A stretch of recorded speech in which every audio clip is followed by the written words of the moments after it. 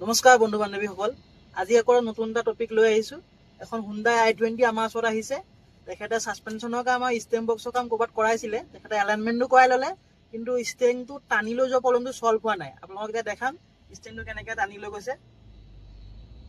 দেখিছে ৰাইট চাইডে পুৰা টানি লৈ গৈছে, ষ্টেং এৰিবই নোৱাৰি। ৰাইট চাইড পুৰা টানিছে। আমি এতিয়া এই ষ্টেঙৰ প্ৰব্লেমটো ছল্ভ কৰিবলৈ কাৰণে আমি কৰিব লাগিব ষ্টেং কেলিব্ৰেশ্যন।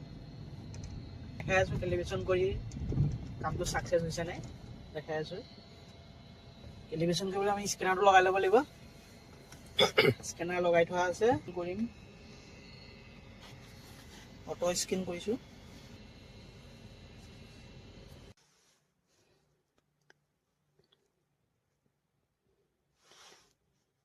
কেলিব্ৰেশ্যন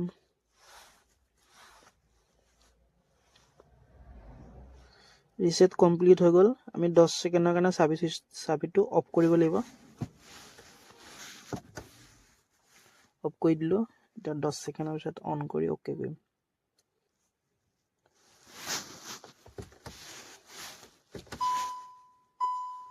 অ'কে, কেলিব্ৰেশ্যন কমপ্লিট হৈ গ'ল। অলপ চলাই চেক কৰি লওঁ। তাত হৈ গ'ল।